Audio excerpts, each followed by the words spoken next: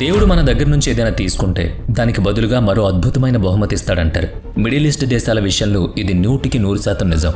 ఇక్కడ ఎటు చూసినా ఎడారి నేలలుంటాయి. తాగడానికి సరైన నీళ్లు దొరకవు. వ్యవసాయం చేసి పంటలు పండించడానికి అనువైన భూమి ఉండదు.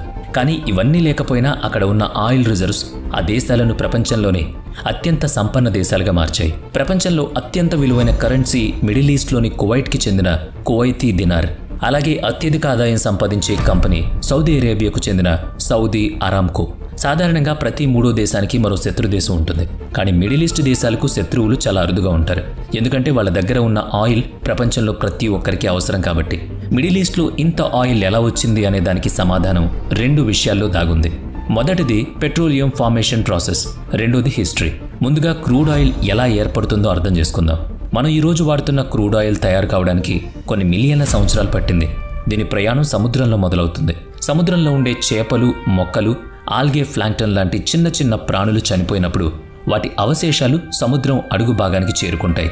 భూమి మీద ఎప్పుడూ ఏదో ఒక మార్పు జరుగుతూనే ఉంటుంది కాబట్టి కాలక్రమేణా ఈ అవశేషాల మీద మట్టి, ఇసుక పొరలుగా పేరుకుంటాయి. కొన్ని లక్షల సంవత్సరాల తర్వాత ఆ శిలాజాల మీద లక్షల టన్నుల బరువు పడుతుంది. దీనివల్ల సముద్రం అడుగున ఉన్న ఆ ప్రాంతంలో విపరీతమైన ప్రెషర్, అలాగే తీవ్రమైన వేడి పెరుగుతుంది. ఆ వాతావరణంలోనే క్రూడ్ ఆయిల్ తయారీకి సంబంధించిన అసలైన మార్పు మొదలవుతుంది. ఇప్పుడు రెండో దశ గురించి చూద్దాం. వాతావరణ మార్పుల వల్ల ఎన్నో పురాతన సముద్రాలు కాలక్రమేణా ఎండిపోయి విపరీతమైన వేడికి నీరు ఆవిరైపోవడం వల్ల, లేదా టెక్టానిక్ మూమెంట్స్ వల్ల కొన్ని చోట్ల సముద్రాలు కనుమరుగై కింద ఉన్న నేల సెడిమెంటరీ బేసిన్గా మారిపోయింది. భూమి లోపల ఉన్న మ్యాంటిల్కు మరింత దగ్గరవ్వడం వల్ల ఆ అవశేషాలకు వేడి తగలడం మొదలైంది. అంత లోతులో ఆక్సిజన్ కూడా అస్సలుండదు. అలా ఆక్సిజన్ లేని వాతావరణంలో విపరీతమైన ప్రెషర్ మరియు టెంపరేచర్ వల్ల ఈ ఆర్గానిక్ మ్యాటర్ కెరోసిన్ అనే ఒక మైనల్ లాంటి పదార్థంగా మారిపోతుంది. ఇది క్రూడ్ ఆయిల్కి మొదటి రూపం అని చెప్పొచ్చు. భూమి మీద కొత్త పొరలు ఏర్పడే కొద్దీ ఈ కెరోసిన్కు మరింత ప్రెషర్, హీట్ తగులుతూనే ఉంటుంది. ఈ సుదీర్ఘమైన ప్రక్రియను కాటజెనెసిస్ అంటారు. ఈ ప్రాసెస్ పూర్తయ్యాక ఆ ఆర్గానిక్ మ్యాటర్ బ్రేక్ డౌన్ అయి హైడ్రోకార్బన్గా మారుతుంది. ఇది కేవలం హైడ్రోజన్ మరియు కార్బన్తో తయారైన కాంపౌండ్.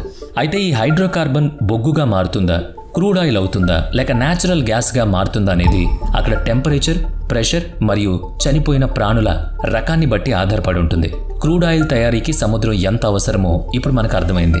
కానీ మనం మాట్లాడుకుంటున్న మిడిల్ ఈస్ట్లో చుట్టుపక్కల ఎలాంటి పెద్ద సముద్రాలు లేవు కదా.